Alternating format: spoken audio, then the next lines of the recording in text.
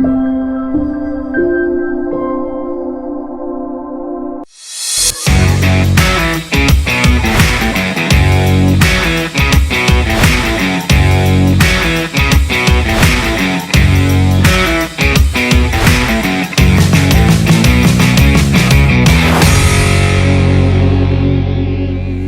dear all, hope you're having a good day.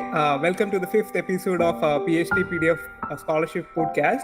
This podcast is an extension of PhD PDF Scholarship Forum, which is an exclusive group for engineering research aspirants.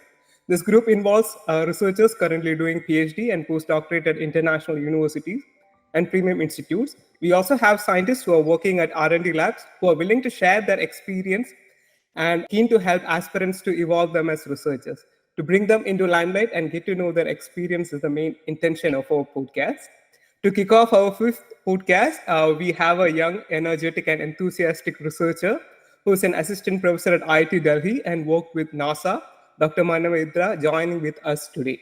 Oh, hi, Vimal, and everyone else. Thank you very much. I'm primarily a computational hydrologist, but my area kind of straddles water, climate, and meteorology.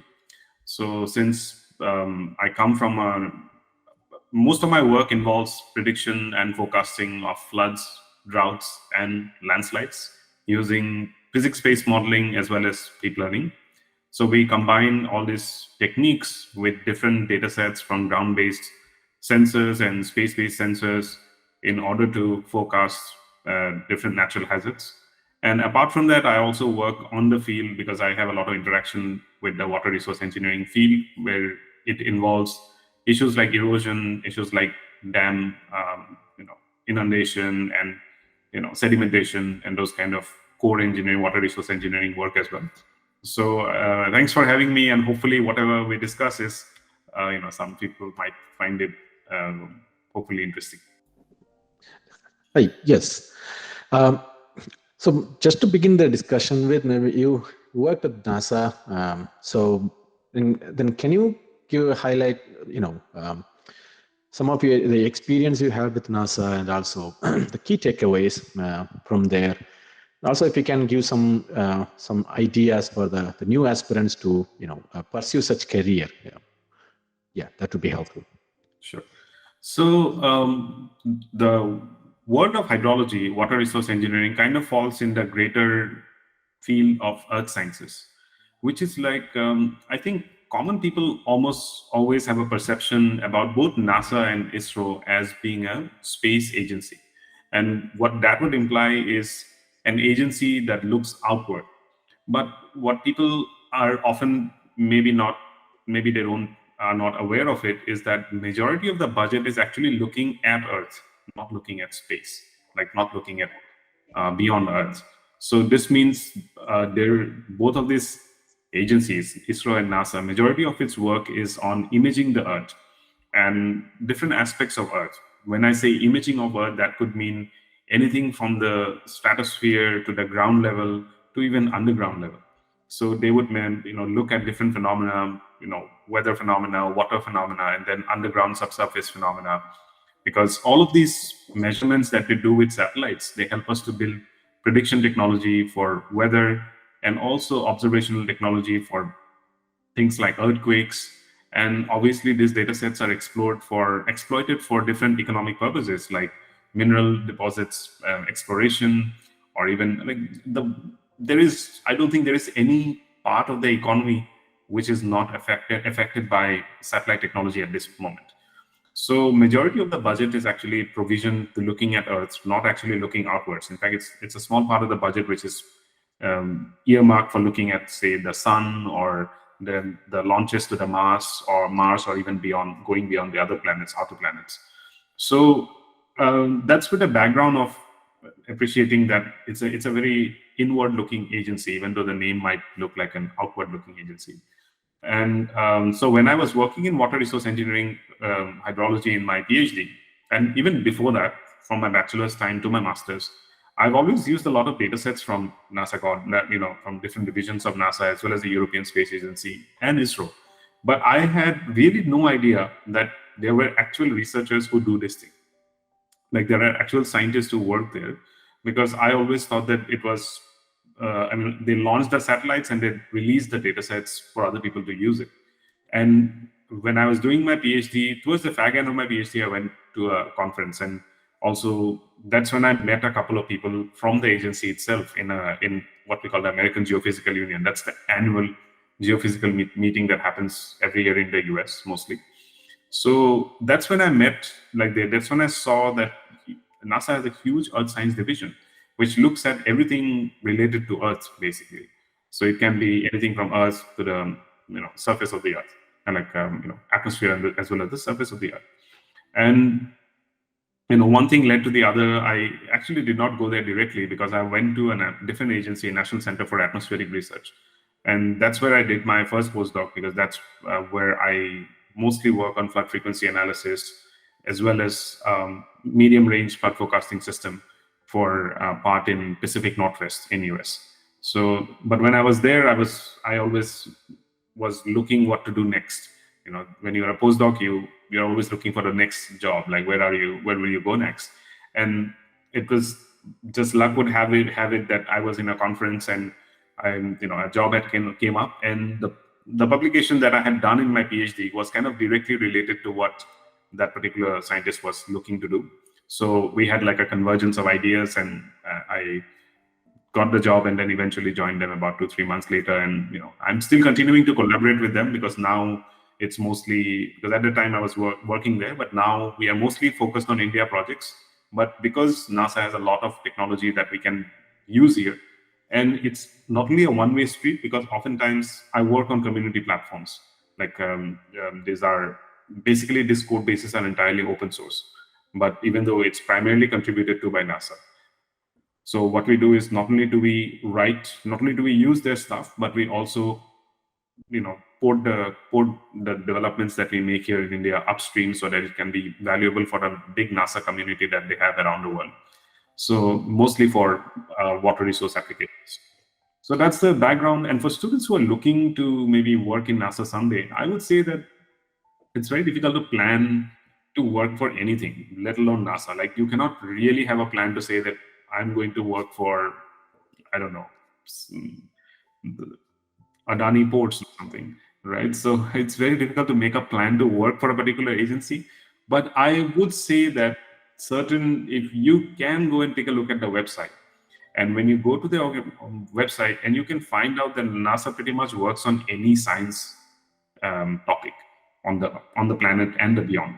So I would suggest that you actually put some effort into doing good work in your PhD and your postdoc. And then, one restriction is that you cannot actually become a NASA employee if you're not a US citizen. So that's a hard restriction.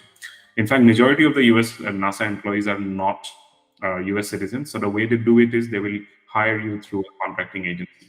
And by contract, those contracting agencies, or NASA has its own interdisciplinary centers. So basically, your affiliation will be with University of Maryland, or affiliation will be with another university. But then your work you'll basically be in NASA and work there, and you'll get access to all the good computational and experimental facilities there.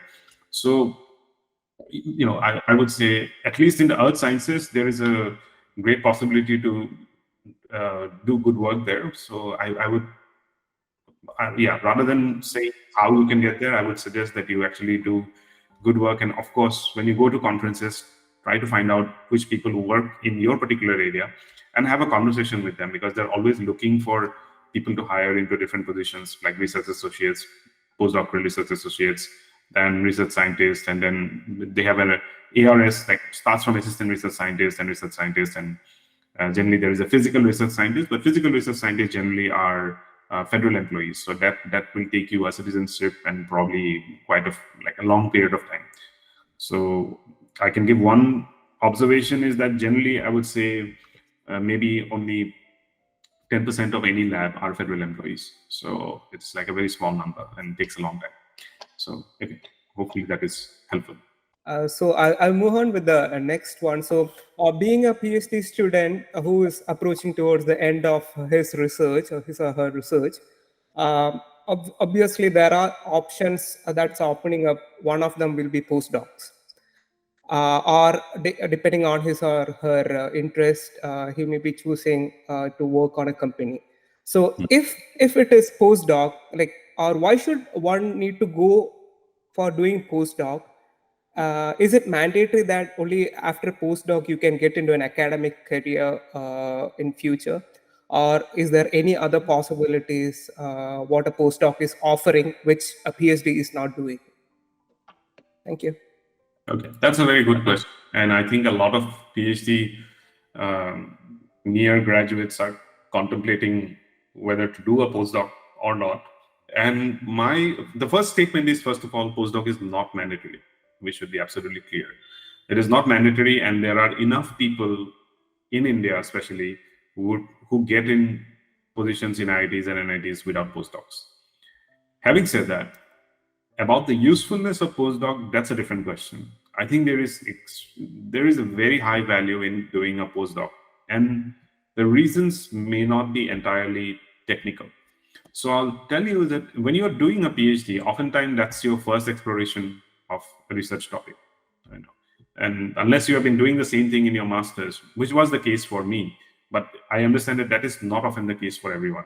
So your master's thesis topic and your PhD thesis topic, they may not align with each other oftentimes. So if you're doing a PhD, oftentimes that's your first introduction. So you have spent 1 or 2 years kind of doing the background research, getting the data sets together. If you're an experimentalist, you have gathered the equipment together, kind of formed your research plan, maybe work towards your first paper. But by the time your graduation comes in, you have spent maybe 3 to 4 years working on a very narrow topic, right? And there is very little time for anyone, even if you are the most organized and the most brilliant student in the world, there is still very little time to synthesize that knowledge into a greater vision. Like, what do you actually want to pursue for the next 5 to 10 years? And that part, you require a little bit of disassociation from your immediate research project. And that's where I feel like postdocs are very valuable, because I can only speak from my example, is that the projects that I'm pursuing in IIT Delhi right now, right? So all of those things, or like majority, like 70 to 80% of it, are using the tools and data sets that I had kind of picked up during my postdoc.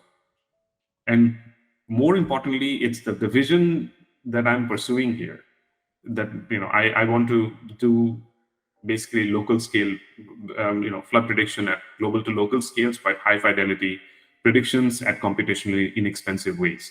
So doing that required me to understand what are like the 20 different things that are happening in the field. And when you're a PhD, you have a very immediate need to graduate. Like, you have to publish papers, you have to graduate, and there is very little time to actually think about the greater vision.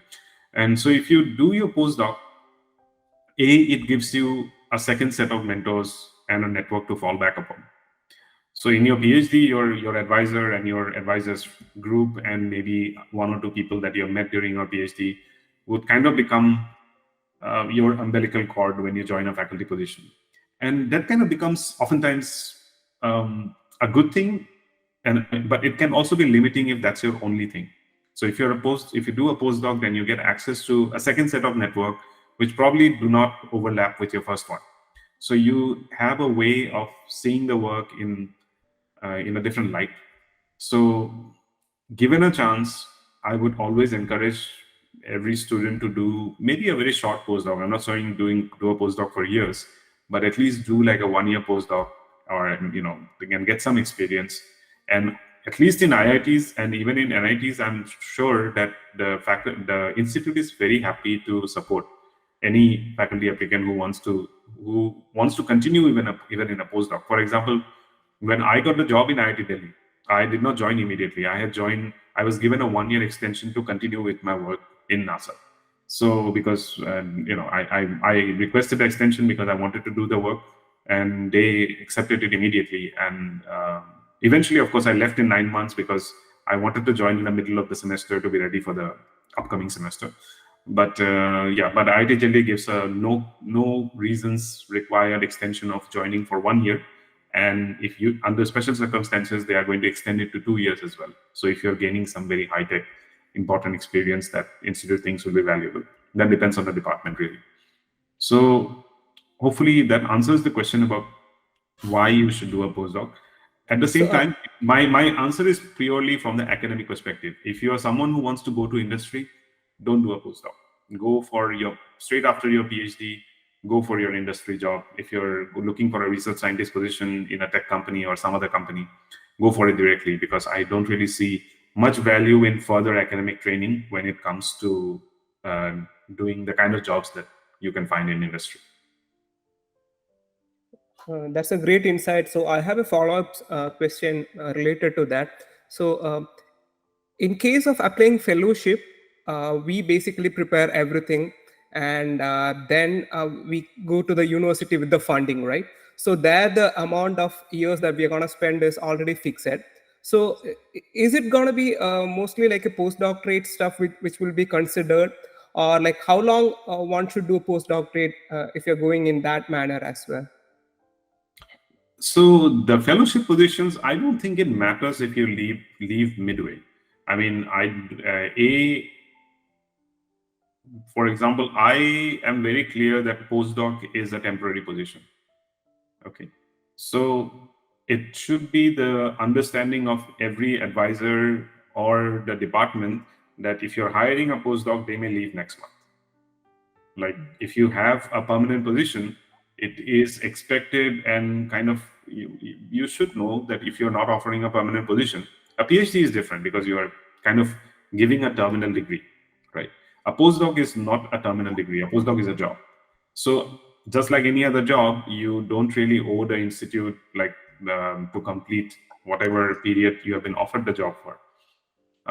So that is so you can definitely leave midway, and if you find a permanent position and you want to think that, okay, I don't want to complete my postdoc, I've learned enough and I want to move on to the next job, I think most people they should be okay with it. I understand that creates a lot of problems for faculty like me, because obviously we have certain plan in mind for 1 year or 2 years when we hire someone, but then I also appreciate that the economic situation that we all different people come from, and the need for a permanent job or a more long-term position kind of oversees the need for everything else. So that's my way of looking at it. So Dr. Manavendra, hailing from a top institute like IIT Delhi as an assistant professor, itself is a big achievement in itself. So I would like to ask this question as a follow-up. Who should consider applying to a professorship at IITs? By IITs, I mean the top IITs like IIT Bombay, IIT Delhi, etc. How is the recruitment process? I would like to focus on the do's and don'ts of this process. Okay, so IITs have pretty uniform recruitment steps. So the exact process that is followed is generally decided at the department level and the institute level, but then the steps kind of remain the same. So it's basically a 3-step process. One is obviously the initial screening. So the initial screening is where you are not involved, where you are basically checked by a committee or 1 or 2 professors who will go through your profile and kind of assess if you fulfill all the requirements. So these are generally just basic requirements, having a PhD 60% throughout, and those kind of very minor requirements. But there will also, certain departments might have other cutoffs saying that, okay, you need to have 3 to 4 publications in an international journal of repute. And, so those kind of objective cutoffs, what we say, that is the objective screening. So once you have passed the objective screening, you are invited for a department seminar. In a department seminar, obviously, you are now presenting your research and you're teaching in front of the entire department. Or if it is a large department like civil engineering, then you are presenting in front of your section. So oftentimes they will present to the water resource section, and then they will present to the department, because we have a very big department. But that may not be true in like smaller departments. And then in the second step process, you are evaluated by the department and the professorial committee, given a certain amount of marks by different people. At least in our department, all the professors give marks and the marks are average. And based on that, you are recommended to the institute committee. So institute has a standing committee for recruitments where external people come in, and the director is there and the head of the department is there on the day of recruitment of that particular day of that particular department. And in that case, you are, and finally, when you cross the interview, you are made an offer. So this is the 3-step process. So, but the other question about who should apply, I mean, it's something very hard to answer, because there is a very wide variance in the kind of profiles that would get jobs at any IIT, not just at IIT Delhi, but any IIT. So this is not objective by any, this is not meritocratic or objective by any understanding of that term. There is a huge amount of luck and just sheer luck which institute you might get into. Obviously, if you don't cross the initial barrier and your basics are kind of unclear in your own area, then probably you're going to have a hard time in any IIT. But at the same time, I would say students do not have such a, it is not an unscalable hill. That's what I would like the PhD students to think about. This is because I have seen, recruitments quite a bit now from the other side of the table. And I would say that the conversations are quite variable. And where you get in, how you get in, a huge amount of luck plays into it. So you should always apply. And oftentimes I feel like students self-reject. Like before they even get into the mode of getting rejected by other people, they self-reject, saying that, okay, my profile is X, so I'm only going to apply to this particular institutes. Maybe I'll apply to these 3 institutes and just sit tight and hopefully I'll get an offer for one of these. And I think that's a very wrong strategy to adopt, regardless of what is the quality of your profile. I mean, my opinion always is that why should you do the work of rejecting yourself? Let other people reject you. I am happy to reveal that I was rejected by at least 4 institutes before I got into IIT Delhi. So there is no shame in the game. That's what I say. There is absolutely, students should be feeling confident about that. They should at least be positive about approaching it from in a way that they think that we will get in. It doesn't matter if it's IIT Delhi or whatever is the last rank NIRF IIT there is. It doesn't matter really. And so that I would say always go ahead and apply. And it is not purely, another misconception is that the applications are judged purely by the number of publications. That is absolutely untrue, And at least the IIT Delhi is, the ones I've seen, obviously you cannot really speak for 23 IITs and 500 departments, but I am reasonably confident that is not how it works in most places. So some students have got into this habit of publishing, 20 papers, 15, 20 papers, and and oftentimes that is not looked at positively when you come to the department seminar, because that kind of raises questions of whether you had done the work yourself or what kind of other techniques had you applied to get these 20 publications within a 3-year period, because that is humanly impossible to do that level of publications with any sort of personal involvement. Always, that is impossible. And that is not looked upon nicely. I have seen at least 2 instances where someone you might think that has, a very high H index was rejected for faculty positions purely because they had published so many papers that it kind of raised the question on what is the quality of the work that they are pursuing. So always try to get high quality publications, in the topmost journals, whatever is in your area. Try to get good core publications. Oftentimes you will see people with 3-4 publications getting in, and people with even 9-10 publications getting rejected, because the quality of work was of the 2-3 publications or 3-4 publications was much, much higher than going into this scorched earth policy of publishing in every venue that comes your way and publishing one every 3 months. Yeah. If I can ask a follow-up question on that, then I would like to, you mentioned about crossing really the initial barrier of getting into the first stage of interview is really the major task, because obviously the the percentage that goes through crosses that is really minimal compared to the applications that they are reviewing, right? And mainly they are really, I think, in my understanding, they are decided by the research proposal and then the teaching philosophy or the teaching method or what you are submitting together with the CV and all the publication records. So when somebody is finished their postdoc and then applying for such a positions, right? What would be your advice when they are preparing their research proposal and also the teaching plan, and what they need to consider as a do and don'ts, right? And what's the common mistakes that you see as when you are in the other side, right? Which you would say, okay, watch out, and that's really not what we wanted. Like, for example, like too much wordy or something. When you see, any it can be as simple, but what would be your advice to the students and also postdocs who are trying to apply for such positions? So the common mistake, I have seen hundreds of applications by now, in the past 3 years, because I'm also in the sectional committee. So I also do a shortlisting, and I obviously attend interviews and seminars. So I ask questions there. So I've seen hundreds of them, maybe not hundreds, but I've seen at least 50 of them. And my common theme is always that, or maybe that's a mistake I made, I have no idea, but as well, is that students don't really put enough effort on the vision, and they are too narrow about the hyper technical narrow area that they are doing in a very hyper specific area.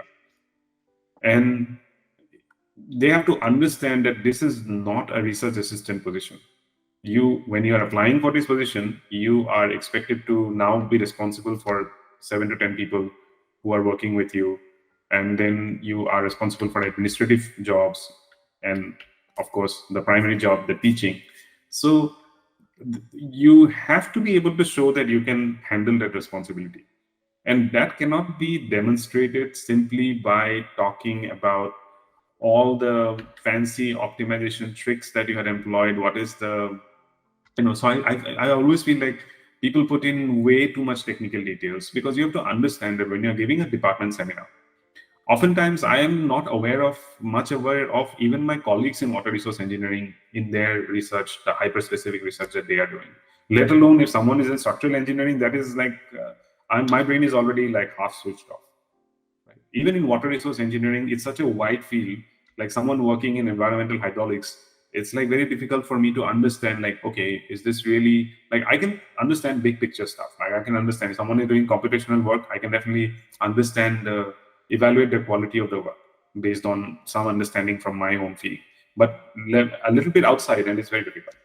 So students should, and I always feel like if you don't catch someone's attention within the first 120 seconds, then I think you have lost the crowd.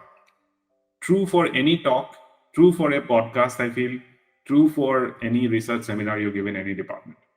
Oftentimes when a faculty applicant comes in, not oftentimes, I shouldn't say that, because most faculty applicants are awesome. They have done amazing work. So I shouldn't use the word awesome.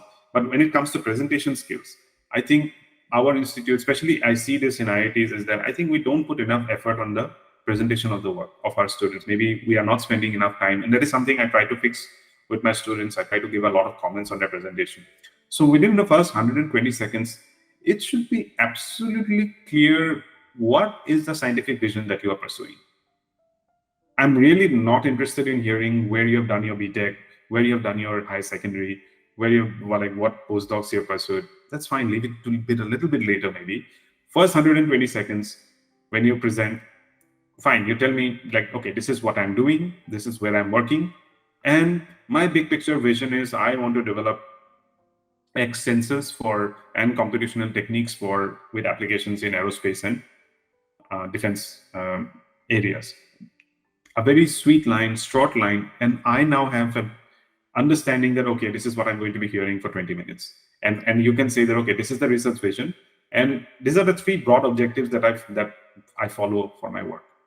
And within 120 seconds, now I'm primed to hear whatever technical work that you are talking about. But it often happens the other way around in presentations. I've seen, again, I shouldn't use the word often maybe, but I hear it enough that I have to use it.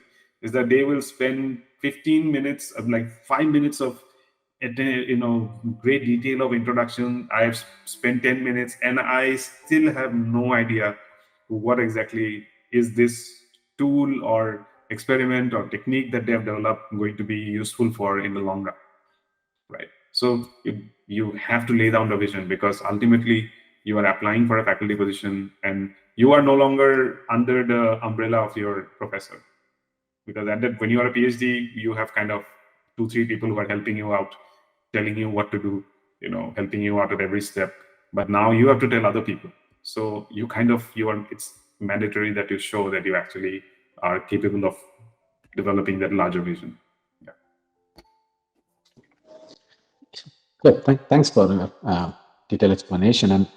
And just to add a little more, one more particular question is also, I see in some debates and some forums, like how critical it is for a postdocs to have at least a minimum funding and probably PI or as a co-PI, which will be like helpful when they are applying for IIT. Does it really play a role, or is it doesn't? I think it's a very minimal, at least. See, again, this is a very discipline-oriented question. So someone from chemistry and someone might look at it very differently than I do. At least in our department, that is not looked upon. At least it's not something that people consider that much. Whether you have attracted funding as a postdoc, you are not supposed to attract funding as a postdoc. Okay, it's your advisor's job. A postdoc is a job. Someone has funded the project for you, and you are supposed to work on the project. Maybe obviously, we all know that you will collaborate with your professor to get even more funding. That is, we all know what is going on. But at the same time, I personally, for me, and even for my colleagues whom I interact with, nobody has ever said that, oh, this person has attracted $1 million and let's give them a closer look. I don't think that has ever happened. The primary, I would say, of great importance is the research publications, and wherever you have done your work, what the quality of the work. And the quality of work, the only real judge is really your presentation and your research publication record. Yeah. Everything else is kind of secondary, at least for the research presentation. Yeah. Okay. Yeah, that's very clear. Thanks. Maybe then I can move on with the next question. So we noted that also, you mentioned that you have a passion of like creating a world-class affordable education system. And maybe if you can throw some lights on your first of all, like a bigger dream, right? What's a big picture you are envisaging, right? In a long run. And then also if you can, give some lights on what has been achieved or where you are in that journey of creating such system, and then also what's the future plans you have in your mind? I mean, this is not something that is. It's very hard to explain, maybe, because I've had this dream maybe since for at least 15 years now. So it's not new. I have always cared about like education is like. I care about the education system a lot, beyond just being a professor. And I actually never wanted to be a professor. I had no interest in being in academia, no interest in being a professor at all. And definitely, I'm not the kind of person anyone would have anticipated becoming a professor when I was an undergrad. Definitely. You can ask any of my classmates. So I just happenstance myself into this career. But at the same time, I've always cared deeply about the education system and the kind of education that our students are receiving, and how do we actually I care a lot about technology, because that going beyond just my research, I care a lot about what can be the technological applications in improving the education system. And this kind of goes to my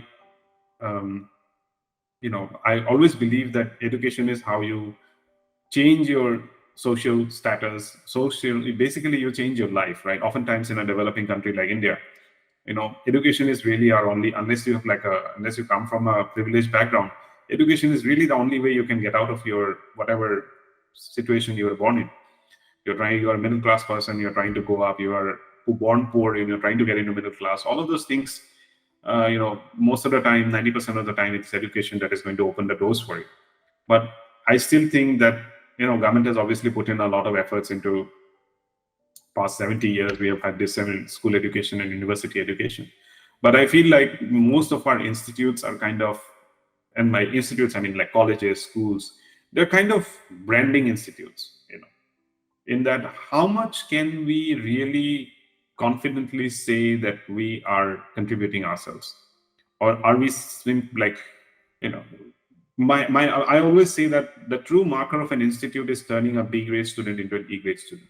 A true marker of a professor is also that. All right.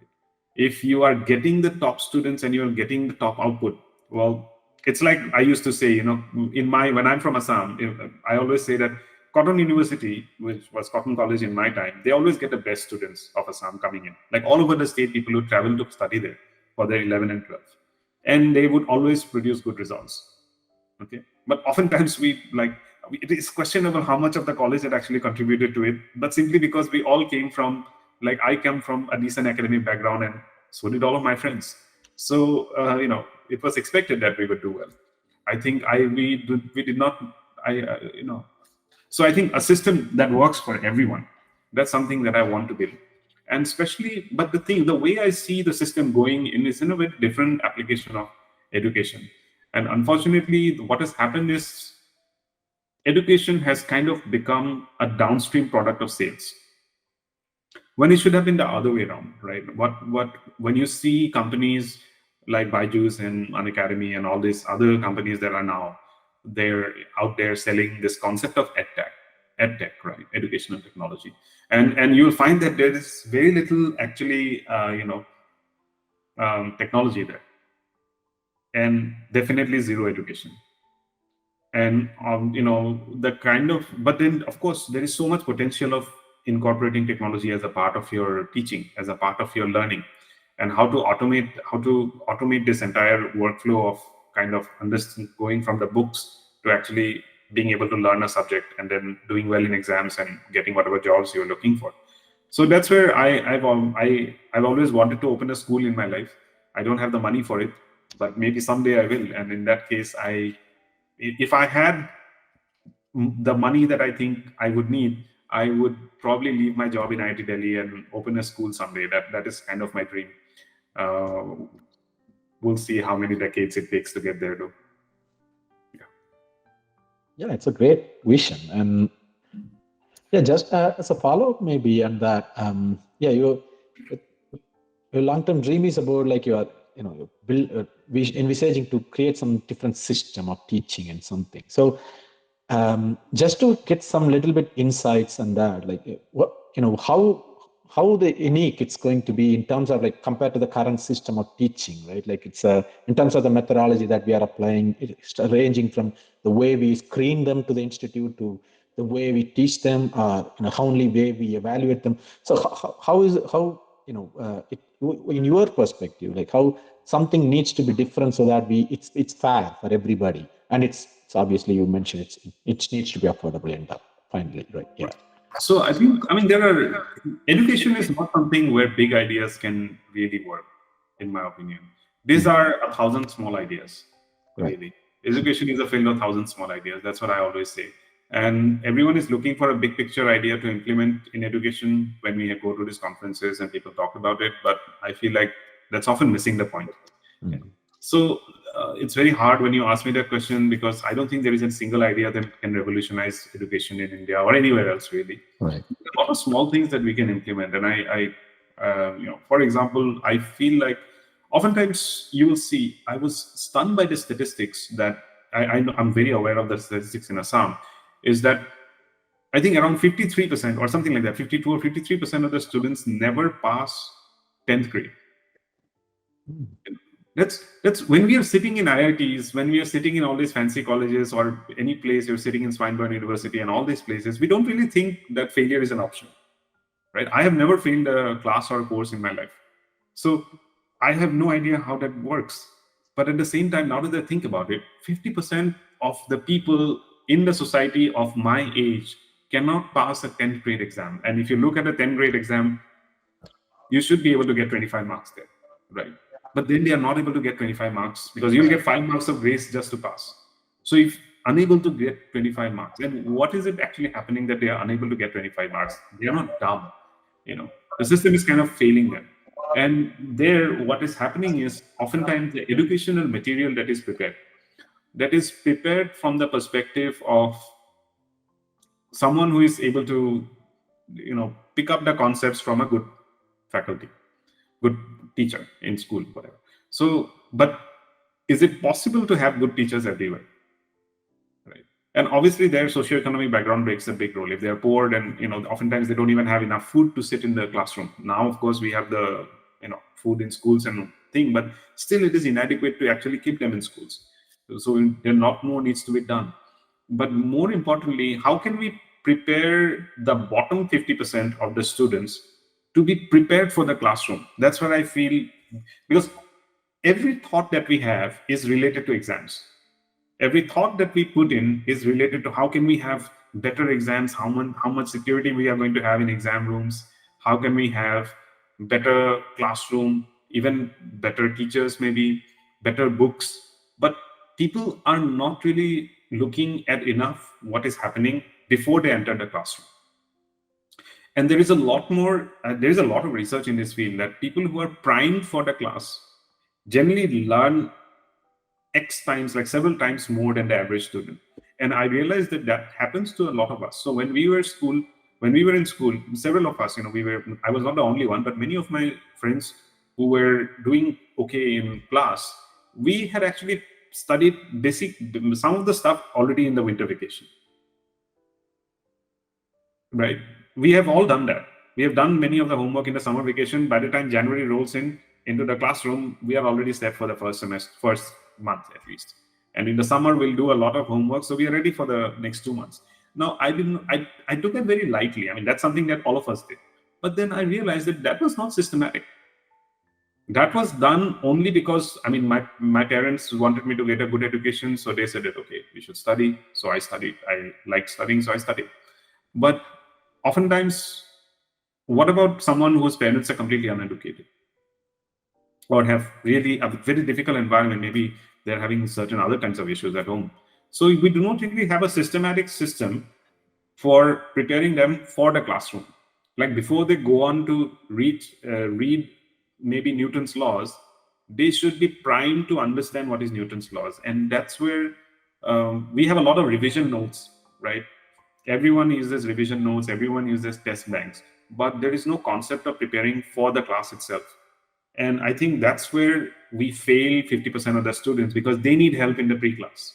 The post-class is like enough help, and those are the top 50%, and these people will be fine. I want to do work for like the bottom 70%, bottom 60%. And how can we get them primed for the classroom, that when they reach the classroom, they are able to get 25 marks. I am confident. I'm like, fine, we cannot turn them into toppers. That's okay. Everyone doesn't need to be a topper. The concept itself cannot happen. Everyone cannot be a topper. But everyone should be able to get 25 marks and pass the 10th grade and have certain basic literature and literacy in society. So anyways, we can go about this for hours because I spent a decade thinking about it, but I can only implement when I actually have, some.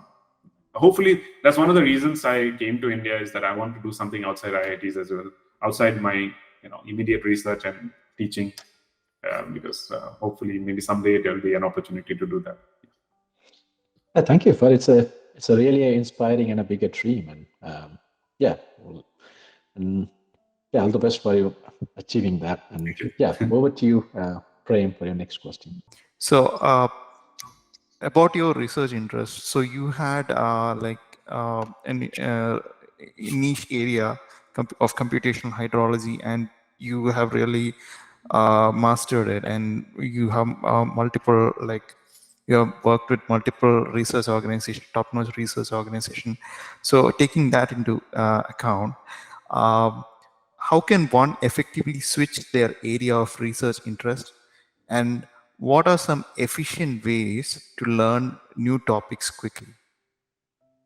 Okay, so this is a very good question, because I did have to switch actually after my PhD. It might not look apparent to anyone outside the field, but people with my field would understand that in my PhD, And majority of my PhD was in kind of data-driven modeling, right? So I did very little physics-based modeling when it comes to my PhD. But in my postdocs, I entirely did physics-based modeling and machine learning. So not machine learning, actually in my PhD, I did entirely physics-based modeling. And this switch is like a hard switch in the core sciences, in our fields. So I did have to switch, and at the same time, the switch was not huge because I've always been interested and I know what it is. It's just that I haven't had the time to do it during my PhD. It went in a different direction than I thought it would go. So about learning new topics, there are lots of techniques and videos on YouTube that I think they will be able to better explain than what I will be able to explain. Some people have found great value in the Feynman technique. I have used it a few times, but then I'm also not a very organized when it comes to learning new stuff. When I have to learn, I will pretty much look at like 20 different things and try to learn from them, rather than like I have very little patience to sit down with a textbook and read cover to cover. Like that's not really my style. So that I understand that is the most of the academic style, but it is not my comfort zone. But what I would have derived great value, and I think we kind of underuse it, even though we are sitting in some of the most privileged environments that is possible on this planet, right? Just having access to people who do high quality work, but we never really talk to them about their work. And most people love blabbering about their work. There is no problem. And oftentimes I remember when I was in my PhD, and this is something I miss in IIT Delhi a lot, is that in my PhD we had a cafeteria downstairs, and I would always like sit with different people. Obviously you start making friends, you sit with different people, and we would always talk about different kinds of work, and meteorology itself. And fortunately, I was not in a hydrology center. I was in a meteorology center. It was the National Weather Center, actually. So everyone was in a quite a different field than mine. And till the time I joined my PhD, I had very little understanding of meteorology at all. But just having conversations with them, someone would work on cumulus floods, clouds. Someone would work on the balloons, for measuring atmospheric variables. Someone would be working on radar. Someone would be working on satellites. And when you have lunch, we often, we just talk about our work, right? And those 30 minutes really accumulated over those 2 years, 2 to 3 years for me, and especially in the final 2 years, because by the time I had graduated, I knew like 1% of many fields, all thanks to those lunches. Like I didn't really put any effort into it. And I think it's very important. And PhD students, I feel, many PhD students I've seen, especially in IITs, they spend way too much time in the lab. Just sitting in the lab and droning on and on whatever work they're doing. Very little interest in going out with other people. And just spending, I have no idea why students sit till 1 a.m. in the lab, and it's like it's kind of I don't know, it's not my thing. But interacting with people not in your field is how you learn new stuff very fast. I would never have time to learn 20 different things in weather science. Like it's impossible. I mean, I have my own projects to pursue, but I always have lunch. So at lunch, I get to pick someone's brain, and maybe they can get to learn something from my field, and hopefully they also benefit from it. So those small things, I found that when I want to learn an X topic, I just call someone or email someone in that field, and 1 hour with that person is way more productive than spending weeks on the books, because those people have already synthesized so much of the material. In 1 or 2 hours, I now have a big picture vision of, okay, fine, we are trying to do, synthetic aperture radar based, detection of floods, for example. We just sit with someone and they explain what they are doing, whatever it exists in the field, and I can, instead of starting from ground zero and struggling for weeks to find out what the basics are, so much easier to interact with someone. So I would say, whenever you want to learn something new, pick the brain of someone who has been doing it for quite some time. Take them for lunch or whatever, coffee or something, and then after that, hit the books rather than doing it the other way around. Yeah. So now we are almost heading towards the last part of this session. So this is basically one of the question from our one member. So he has completed almost his PhD. So his question is, if a detailed research proposal is not accepted for funding or fellowship by a panel committee, there is a huge possibility that the idea is out and can be used by some others. So what is your thought about it? And so if it is a novel idea, if it's going to be get patented, so he's a bit concerned about those things. So what is your take on it? I mean, my take on is that it is because I have a bias towards computational work, so I believe that ideas are pointless. Okay, it's the execution that matters. How fast you can move, how many people can actually do the work that you can do. Like, if someone gives me your research proposal, can I actually implement it? It does not look like something that anyone can do, right? But then I also understand that when it comes to experimental work, there is a lot of difference between how I think and an experimentalist might think about it. And if you have designed the experiment in a way that will lead to patents, then obviously, I mean, this is one of those things that I say don't worry about it, because there is very little you can do about it. There is very little you can do about it if someone wants to steal your idea. And if they're better, if they have a bigger group, they are better, they are faster, they will be able to do it, right? So, but what is the exact, what is the option? That you will not be applying for fellowships, right? That is not an option. So I would say do pre-work. Instead of going into the fellowship with a methodology figure and kind of a plan to what you do, and this is what I do in research projects all the time, is that we do, like, when I write a proposal, I had already done 6 months of work already in that work, right? Our first publication is already like near about ready, like, you know, we know what is going to be, and then we write the proposal, because I know that when the money comes in for the next 6 months, at least I don't have to be in a rush. And what happens is, when you do that work, you will be able to put something out in terms of a preprint. And nowadays, that's a big help. Always put your preprint out, especially if you're an experimentalist. You are confident that you are reasonably sure that your idea is very good, and it's a fast moving field. So maybe 3 or other 4 people are also competing with you. Write whatever, doesn't need to be a tomb, doesn't need to be the epic, but write it, put it in a preprint. That will make sure that you can prove that, okay, you were the first one to pursue that work. And that is extremely important. So you put the preprint out and do some pre-work, so that by the time the fellowship application is either approved or considered, you are able to publish faster rather than going blind. So I think that's really the only realistic way of doing this. As far as it should not happen. This is not a nice thing to do. I've had it happen at least once, but then I'm like, if someone can do my work, let them do my work. There is infinite research that I can do. Really, there are so many things to pursue. I'm really not bothered about it. But then I am a professor, so it's like, me losing one thing is not the same as a student losing one thing. So I understand the concern that the student is having. Yeah. That's a great advice, and how to view that thing in a positive note. Yeah, publishing paper in that area prior to fetching the fellowship. Yeah, it's a nice way of looking it up. Thank you for the suggestion. Preprint or a conference paper. It doesn't need to be a journal publication.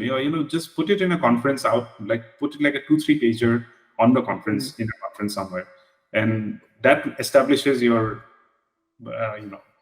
your control over the work. Yeah, thank you for that insight as well.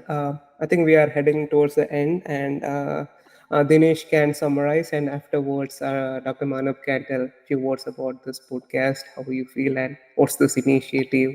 And you can also give some suggestion, because you have a broader vision of how the education system needs to be framed. So from our side, what if we can implement like that? Dinesh can go ahead.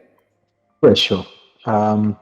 So yeah, we discussed actually quite a range of topics today, and it was quite enlightening.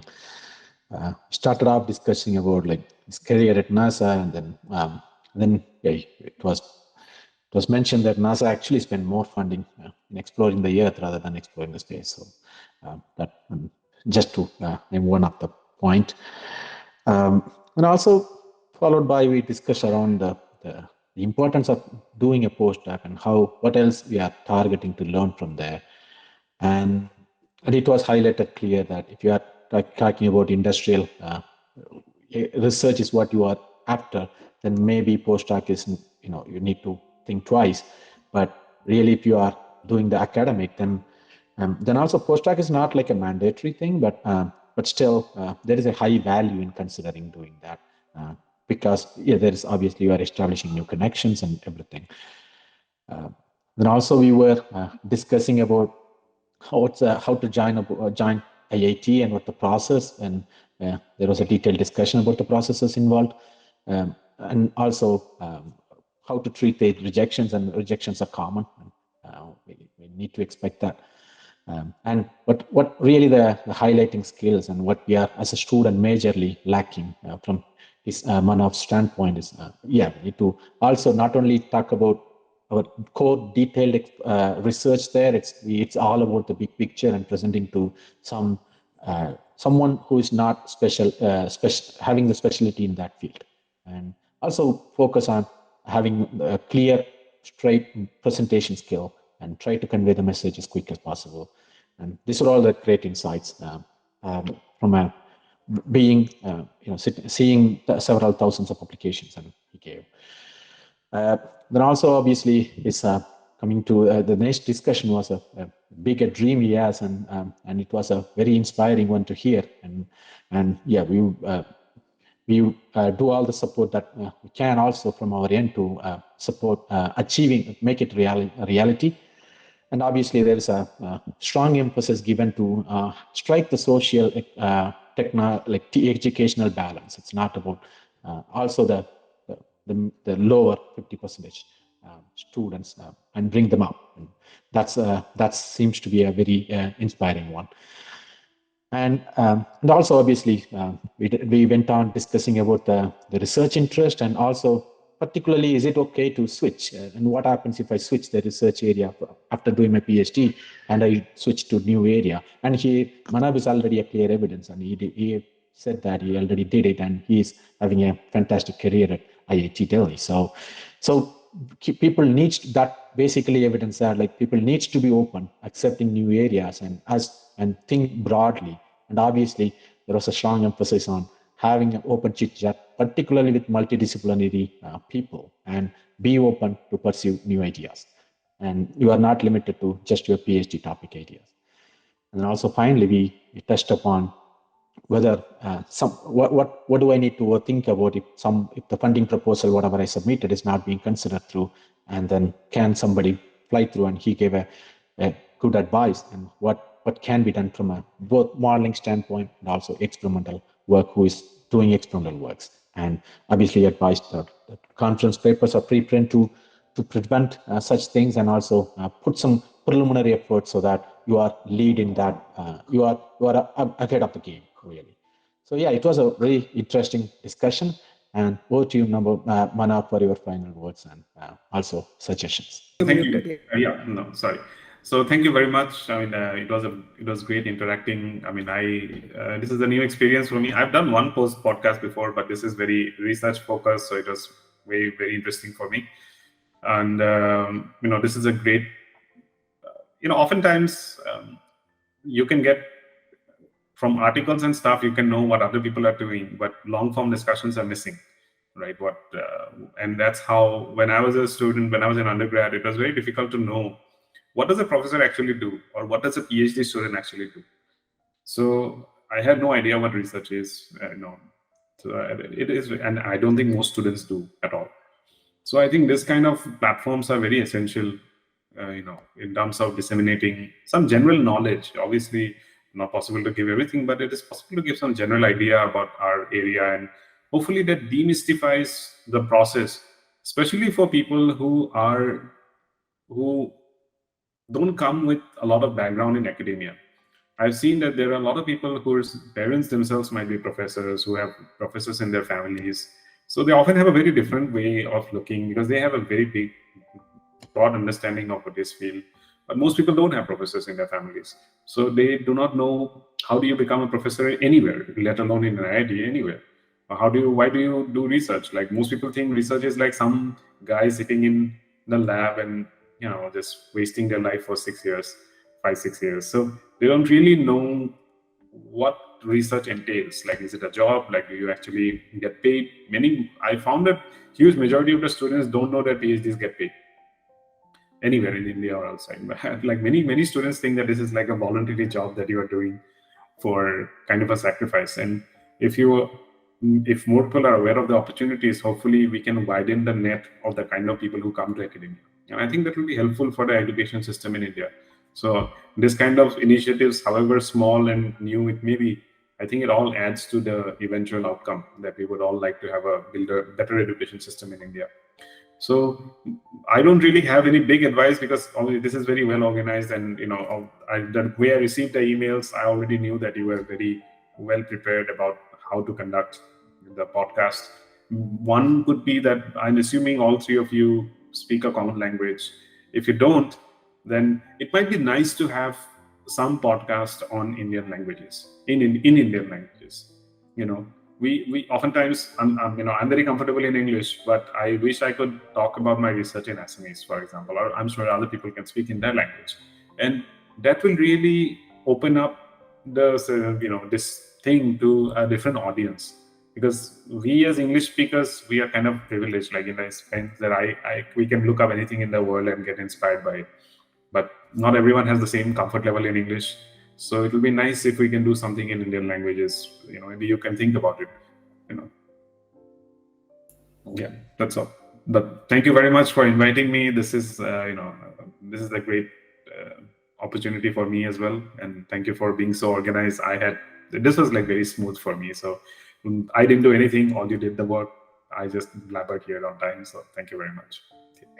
Thank you so much for your time. First of all, I can understand how busy you will be with the funding, being IT professor and all, but still you're sort of that vision towards the future of having a good education system, and you are devoting your time in each and every scenarios that is coming up towards you. So really appreciated for that.